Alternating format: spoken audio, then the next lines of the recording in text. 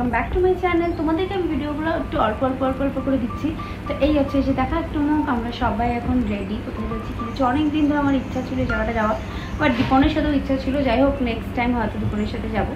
তো এখন হচ্ছে আমরা যাচ্ছি এক জায়গায়, কোথায় হচ্ছে কি যাচ্ছি দেখতে পাবে। সো বেশি বকর না করে ভিডিওটা start. Without any delay late get start. আমরা বেরিয়ে পড়েছি। তো আমাদের ছিল হচ্ছে আরো 4টে জায়গা যাওয়ার, বাট আমরা ওখানে যাই, কারণ আমরা বলেছিলাম ডাইরেক্ট আমরা ওই লোকেশনে যাব। তো সেদিন একদম রোদ ছিল, তারপরে যখন দেখলাম একটু মেঘলা মেঘলা ওয়েদার হয়ে গেছে, মনটা একটু খারাপ হয়ে গেছিল যে ওখানে বৃষ্টি যেন না। যাই হোক, আমরা অত কিছু না ভেবে বেরিয়ে পড়েছি। প্রথম আমরা লোকেশন যেটা চলে যাই সেটা হচ্ছে টিপু সুলতানের প্যালেসে, যেটাকে সামার প্যালেস বলা হয়।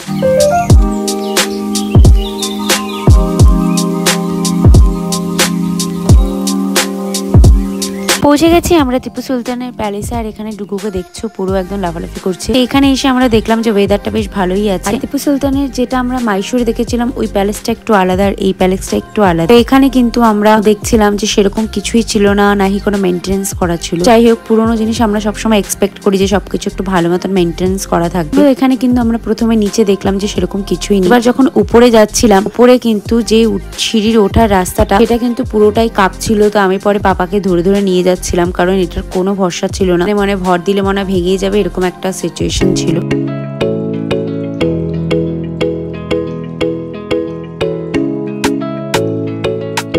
উপরে গিয়ে আমরা সেরকম কিছুই দেখতে পাইনি, কিছু ভাঙা ভাঙা ওয়াল ছিল। এরা গাইড নিতে বলেছিল, বাট আমি ভেবেছিলাম যে দরকার নেই গাইড নেওয়ার, কারণ আমি পরে হয়তো নিশ্চয়ই জেনেই যাবো। টিপু সুলতানের অনেক প্যালেস আছে, তো এই প্যালেসটাকে বলা হয় সামার প্যালেস। তো এই প্যালেসটাতে সেরকম কিছুই ছিল না, বাট কি কি ছিল বা কি আছে স্টোরি আমি তোমাদের সেটা বলে দিচ্ছি। প্যালেসটা নবাব হায়দার আলী খান বানানো শুরু করেছিল 1781, আর 1791 মানে 10 বছরের পর হযরত টিপু সুলতান এটাকে কমপ্লিট করেছিল।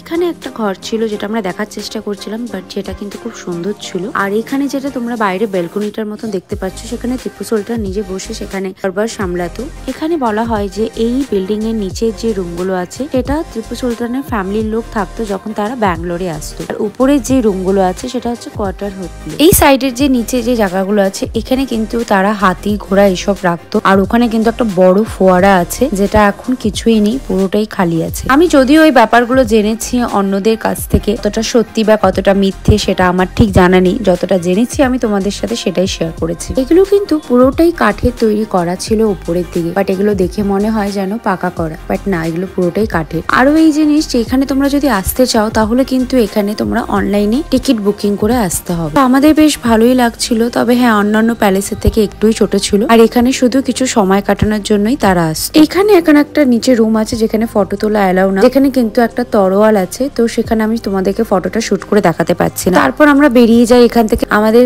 নেক্সট ছিল হচ্ছে ইসকন মন্দির। ইসকন মন্দির পাপা যায়নি বলে তো আমরা ভেবেছিলাম যাব, কিন্তু আনফরচুনেটলি এতটাই বৃষ্টি হয় আমরা ইসকন মন্দির আর ঢুকতে পারি না।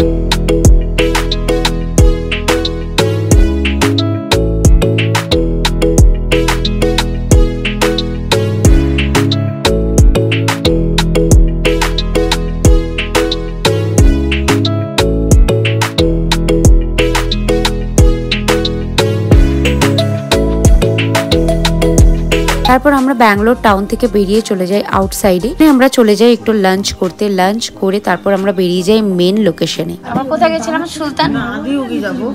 আগে গেলাম আমরা সুলতানগঞ্জে, সুলতানের বাড়ি। সুলতানের বাড়ি দেখতে গেলাম, ওখানে খুব ভালো লাগলো।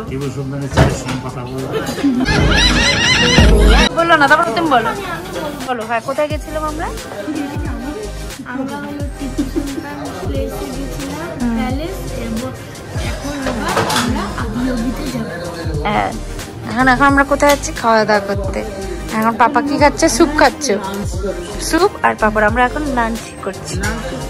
তো এখানে পাপা নিয়ে নিয়েছিল হচ্ছে প্লেন ধোসা, আর আমি নিয়ে নিয়েছিলাম হচ্ছে নর্থ ইন্ডিয়ান থালি। বাট এখানে আলটিমেটলি ওদের সাউথের মিক্স আপ থাকবেই। তো যাই হোক, এখানে বড় বড় দুটো রুটি দিয়ে দিয়েছি। রুটি বলা যাবে না, বড় বড় তন্দুরি রুটি বা নান, যাই হোক। তারপর কিন্তু এখানে কিন্তু অনেক কিছুই খাবার ছিল। আর ওইদিকে মনিরা নিয়ে নিয়েছিল হচ্ছে ফ্রাইড রাইস আর হচ্ছে চিলি পানির। এটা ভেজ রেস্টুরেন্ট ছিল। তারপর আমরা এখান থেকে চলে যাই মেন রোড দিয়ে। তো এখানে কিন্তু নন্দী হিলস দেখা যাচ্ছিল। ওয়েদারটা কিন্তু খুবই সুন্দর ছিল।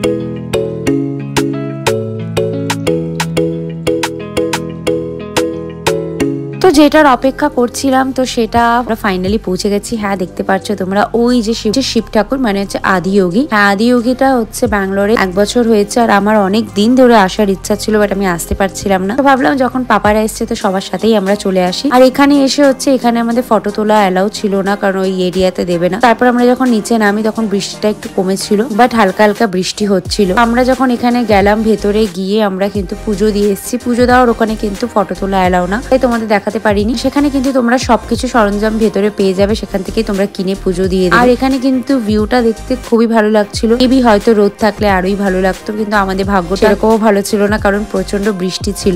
আমাদের যেটা আরো একটা দেখার ইচ্ছা ছিল সেটাও আমরা দেখতে পারিনি। তো যাই হোক এখানে কিন্তু বড় একটা নন্দী আছে আর সামনে কিন্তু দেবকাদেব মহাদেব বসেছিল। দেখো আমরা চলে এসেছি আদিযোগীতে, আর এখানে শিব ঠাকুরকে দেখতে পাচ্ছি।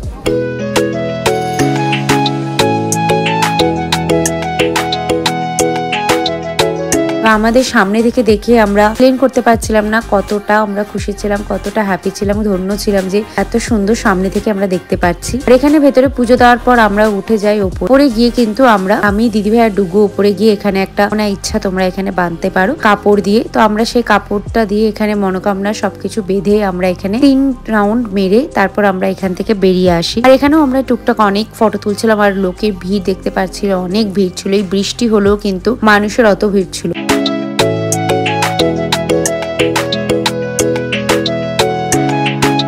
আর এখানে তোমাদের দেখাতে চাই ভগবান মহাদেবকে যে এখানে পরানো হয়েছিল রুদ্রাক্ষ মালাটা, এটা কিন্তু অনেকটা বড় আর অনেকগুলো রুদ্রাক্ষ দিয়ে পরানো হয়েছে। সেটা হয়তো অগন্তি, আমার পক্ষে সম্ভব না কত বা কি বলা, হয়তো আমি ভুলও বলতে পারি।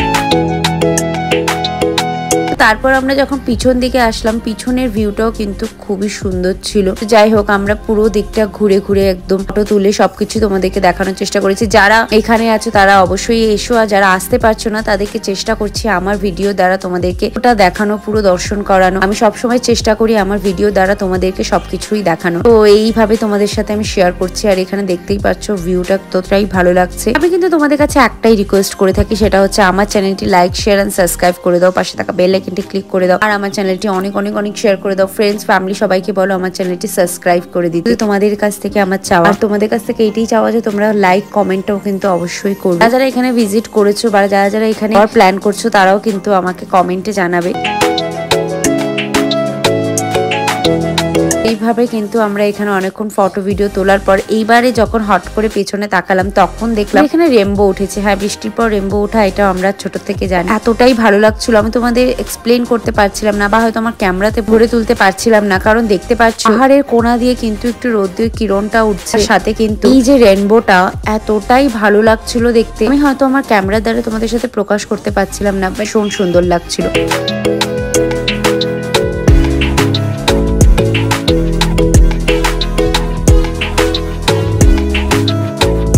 তারপর আমরা এখান থেকে হেঁটে এই একটা ক্যাফেতে চলে আসি, কারণ এখানে প্রচন্ড বৃষ্টি হচ্ছিল। তারপরে এখানে আমরা বসেছিলাম যে কখন শুরু হবে লাইট শো, বাট আমাদের আনফরচুনেটলি কোনো লাইট শো হয়নি, তো আমাদের একটু মন খারাপ ছিল। তারপর আমরা এখান থেকে বেরিয়ে চলে আসি একটি কফি শপে, যেখানে আমরা কফি খেয়ে আমরা এখন আদিযোগী দেখে এসে এখন আমরা এখানে এসেছি চা কফি খেতে। চা কফি খেয়ে বাকি ব্লগটা। এখানে বৃষ্টি হচ্ছিল তাই আমরা সবাই নিয়ে নিয়েছিলাম কফি। তারপর এখান থেকে আমরা বেরিয়ে যাই ব্যাঙ্গালোরের উদ্দেশ্যে।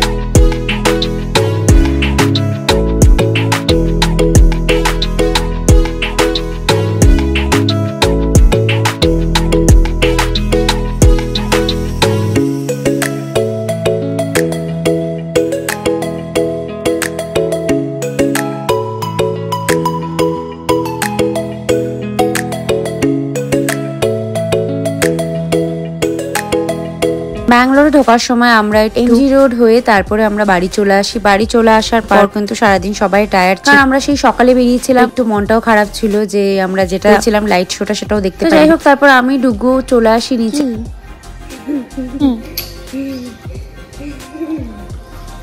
কারণ ডুগু ওয়েট করে দীপনের জন্য।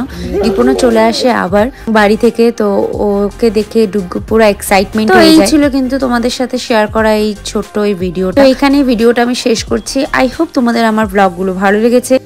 ভালো লেগে থাকলে লাইক শেয়ার সাবস্ক্রাইব করে দাও, পাশে থাকা বেল আইকনটা ক্লিক করে দাও। আর অনেক খুব খুব খুশি করে নিউ ব্লগে বাই।